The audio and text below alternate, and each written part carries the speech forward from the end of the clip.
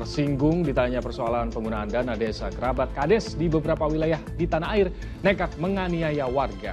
Perkara semakin pelik saat berujung pada jerat hukum.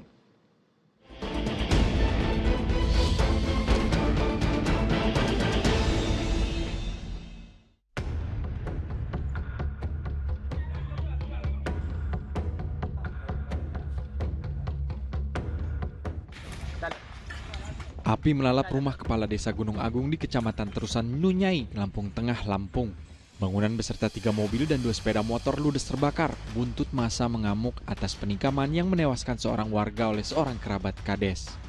Di sisi lain, kasus pembunuhan sebetulnya telah ditangani aparat kepolisian. Kerabat desa yang dituding jadi pembunuhnya juga telah ditetapkan sebagai tersangka. Nyawa korban terenggut saat berkelahi dengan tersangka perihal bantuan sosial desa. Pelaku tersinggung karena korban mengungkit soal penyelewengan bantuan di media sosial.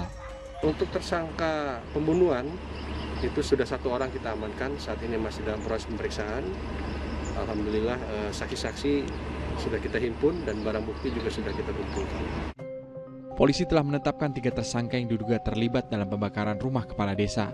Kasus ini juga membawa petugas menyelidiki dugaan penyelewengan dana bantuan sosial yang jadi awal munculnya serentetan kejadian.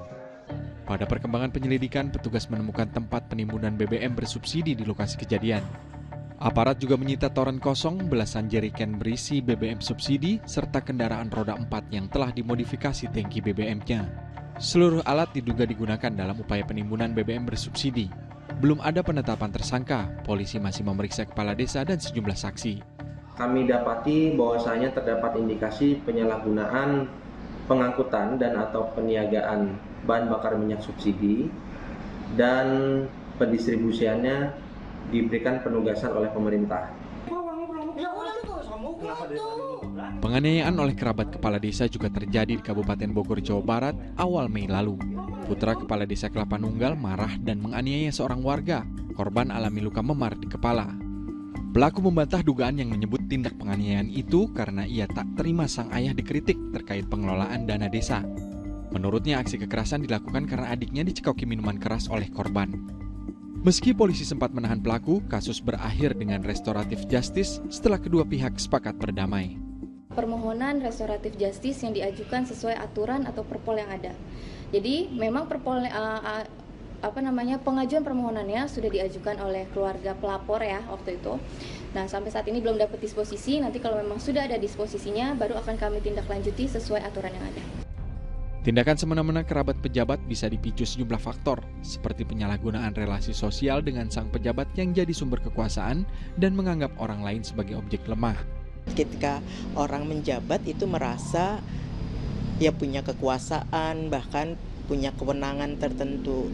Nah, yang menjadi menarik, orang-orang di sekitar pejabat itu juga merasa ikut punya kekuasaan tersebut. Nah, sehingga kadang ketika mereka berelasi dengan pihak-pihak lain, meskipun mereka bukan pejabat, begitu ya mereka bertindak seolah-olah dia pejabat, begitu.